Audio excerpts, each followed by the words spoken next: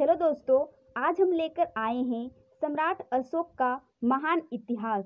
सम्राट अशोक भारतीय इतिहास का एक ऐसा चरित्र है जिनकी तुलना विश्व में हम किसी से नहीं कर सकते हैं। तो आपको समझ में आ ही गया है कि यह टॉपिक कितना ज़्यादा इम्पोर्टेंट है एग्ज़ाम के लिए। तो वीडियो को लास्ट तक ज़रूर देखिएगा ताकि आपको किसी और वीडियो देखने की ज़रूरत ना पड़े। तो ज़्यादा टाइम न गवाते हुए वीडियो को स्टार्ट करते हैं। अशोक का जो जन्म हुआ था 304 ईसा पूर्व में पाटलिपुत्र के कर्नाटक में हुआ था। अशोक के पिता का नाम था बिंदुसार, जो मौर्य वंश के दूसरे शासक थे। तो मौर्य वंश के प्रथम शासक थे चंद्रगुप्त मौर्य। तो हमने बिंदुसार और चंद्रगुप्त मौर्य के बारे में भी डिटेल में वीडियो एक बनाए हैं, तो आप उसको जरूर देखिए। उसके बाद ही अशोक के बारे में पढ़ें, क्योंकि अशोक मौर्य वंश के तीसरे शासक रहे। अशोक के माता का नाम सुभ्रदंगी थे। अशोक का शासनकाल मौर्य वंश में 269 ईसा पूर्व से 232 ईसा पूर्व तक चलता है। अशोक के शासनकाल में 8 वर्ष बाद 261 में कलिंग का युद्ध होता है।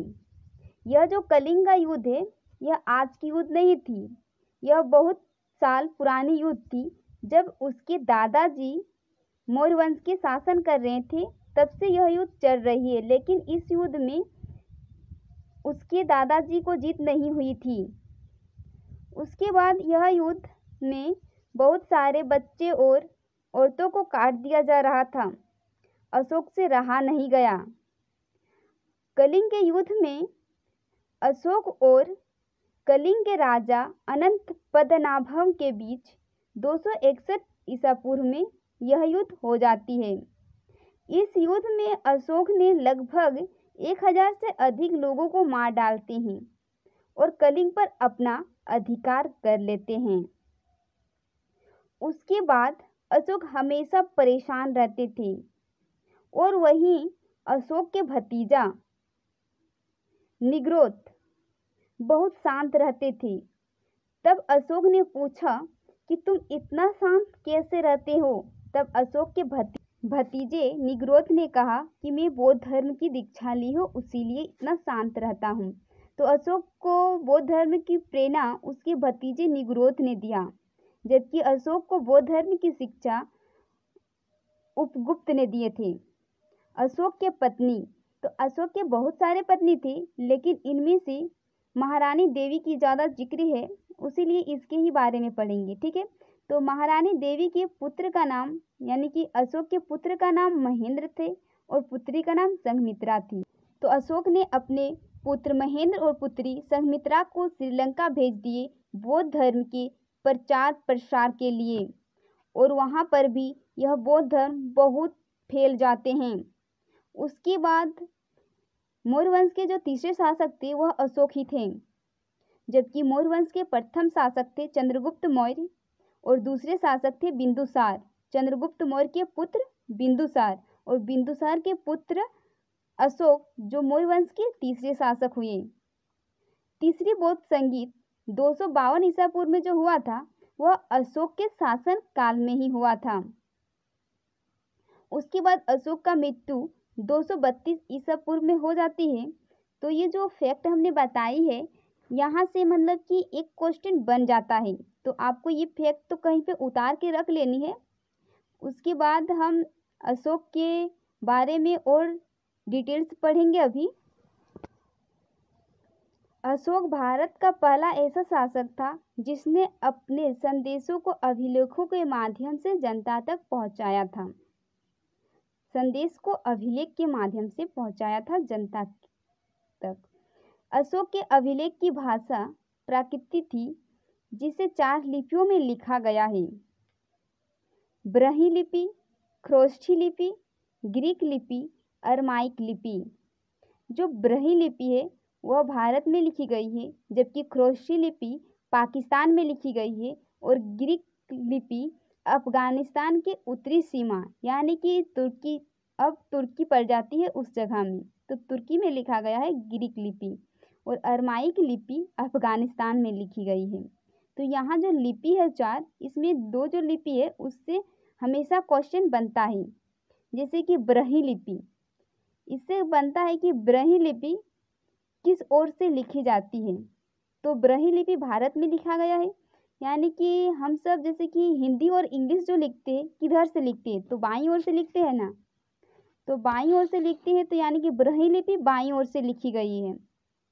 और जो खरोष्ठी लिपि है जो पाकिस्तान में लिखा गया है, यह लिपि दाईं से बाईं ओर लिखी जाती है। खरोष्ठी लिपि दाईं से बाईं ओर लिखी जाती है। तो अशोक ने बौद्ध धर्म का प्रचार प्रसार लिपि के माध्यम से भी किए विभिन्न देशों में। अशोक के अभिलेखों को पढ़ने में पहली सफलता 1837 ईस्वी में जेम्स प्रिंसेप को हुई थी। अशोक के अभिलेख पढ़ने में पहली सफलता किसे हुआ, तो जेम्स प्रिंसेप को 1837 में। तो आई होप आपको लिपियां समझ में आ गई है। तो नेक्स्ट देखते हैं हम। अशोक ने अपना अधिकतर अभिलेख, अशोक ने मतलब जितने भी अपने अभिलेख लिखवाए थे, अपना नाम जो है उसका नाम जो है देवनाम प्रियदर्शी लिखा था। मतलब ज़्यादातर अभिलेखों में अशोक ने अपना नाम प्रियदर्शी लिखा था, प्रियदर्शी। तो जो अशोक के अभिलेख पढ़े थे जेम्स प्रिंसेप ने, उसने मतलब पूरा अभिलेख में देखा कि प्रियदर्शी प्रियदर्शी, लेकिन लास्ट में लिखा हुआ था सम्राट अशोक।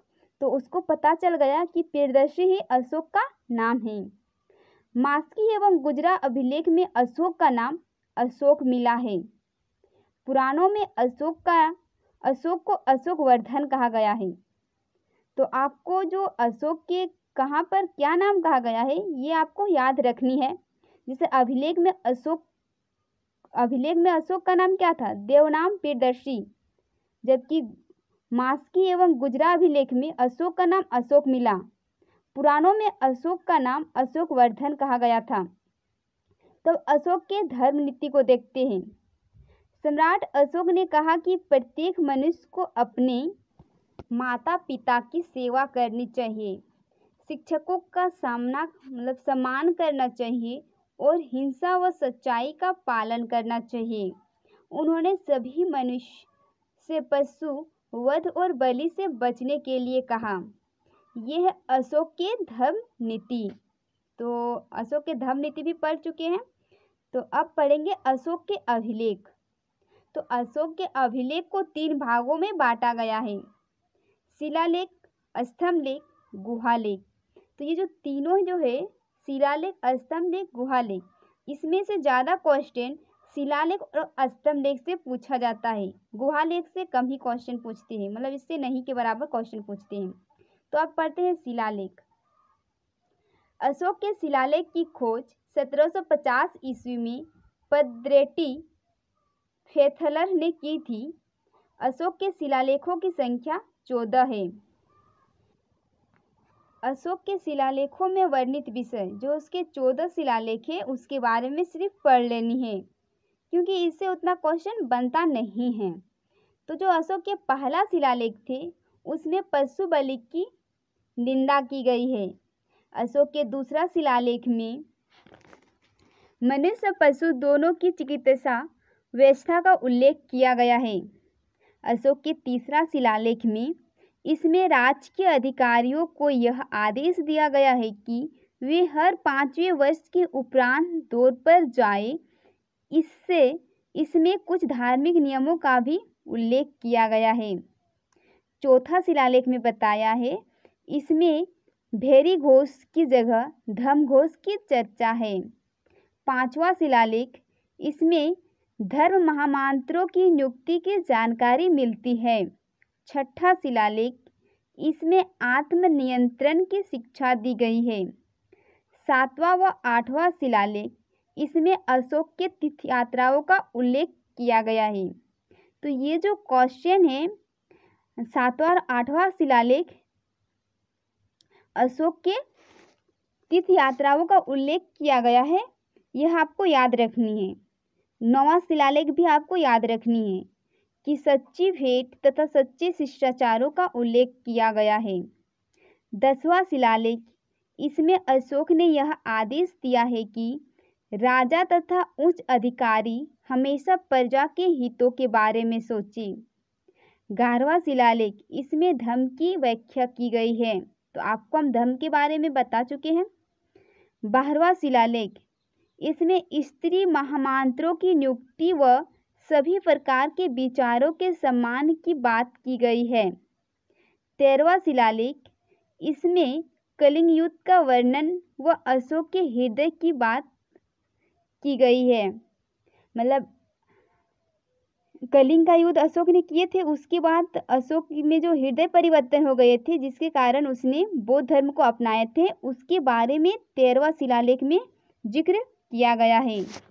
अशोक के जो 13वां शिलालेख है यह इम्पोर्टेंट शिलालेख है, क्योंकि इन 14 शिलालेखों में 13वां शिलालेख सबसे लंबा शिलालेख है, क्योंकि इसमें अशोक के कलिंग युद्ध की चर्चा की गई है और हृदय परिवर्तन कि उसने बौद्ध धर्म को अपनाए कैसे उसके बारे में चर्चा किए गए हैं। अशोक के 14वां शिलालेख है, अशोक ने जनता को धार्मिक जीवन बिताने के लिए प्रेरित किया। अब पढ़ेंगे स्तंभ लेख। अशोक के स्तंभ लेखों की संख्या 7 है जो ब्राह्मी लिपि में लिखी गई है। तो आपको पता चल ही गया जाता है होगा कि ब्राह्मी लिपि है, यानी कि भारत में ही लिखा गया है, ठीक है, उसीलिए ब्राह्मी लिपि है। लेकिन यह जो है अलग अलग स्थानों में लिखा गया है। स्तंभ लेखों की संख्या 7 है, लेकिन अलग अलग स्थानों में लिखा गया है। पहला है प्रयाग स्तंभ लेख। यह पहले कौशाम्बी में स्थित था, फिर इस स्तंभ लेख को अकबर ने इलाहाबाद के किले में स्थापित किया। दिल्ली टोपरा, यह स्तंभ फिरोजा शाह तुगलक द्वारा टोपरा से दिल्ली लाया गया था। तीसरा स्तंभ लेख है दिल्ली मेरठ। यह स्तंभ फिरोज शाह तुगलक द्वारा मेरठ से दिल्ली लाया गया था। चौथा स्तंभ लेख है रामपुरवा। यह स्तंभ लेख चंपारण बिहार में स्थित है। इसकी खोज 1872 में करलायर ने की थी। 15वां स्तंभ लेख लोरिया अरेराज। यह स्तंभ लेख चंपारण बिहार में स्थित है। 6ठा स्तंभ लेख लोरिया नंदगढ़। यह स्तंभ लेख चंपारण बिहार में स्थित है। इस स्तंभ पर मोर के चित्र हैं। तो ये जो स्तंभ लेख है इससे उतना क्वेश्चन नहीं बनता है, सिर्फ आपको पढ़ लेनी है एक बार और कुछ नहीं। तो अब पढ़ेंगे बृहदत्त। ये जो बृहदत्त थे मौर्य वंश के अंतिम शासक थे। मौर्य वंश में कुल 10 राजा हुए, जिनमें से बृहदत्त अंतिम शासक था। इसकी हत्या इसके सेनापति पुष्यमित्र शुंग ने 185 ईसा पूर्व में कर दी थे और मगध पर शुंग वंश की नींव डाल दी। मौर्य साम्राज्य 322 ईसा पूर्व से 185 ईसा पूर्व तक चला। प्राचीन भारत का यह एक ऐसा शक्तिशाली राजवंश था जो भारत में 137 वर्ष तक शासन किए। तो यहीं पे वीडियो समाप्त होती है। हमने पूरा मौर्य वंश पढ़ चुके हैं। पहले एक वीडियो में हमने बिंदुसार और चंद्रगुप्त मौर्य के बारे में बताए थे। पूरा डिटेल्स में एक वीडियो अपलोड है, उसको ज़रूर देखिएगा। इस वीडियो में हमने अशोक के बारे में पूरा डिटेल्स पढ़ चुके हैं। तो कैसा लगा आपको वीडियो, कमेंट सेक्शन में अपना राय ज़रूर दें। चैनल में पहली बार आए हैं तो लाइक करें, सब्सक्राइब करें। धन्यवाद।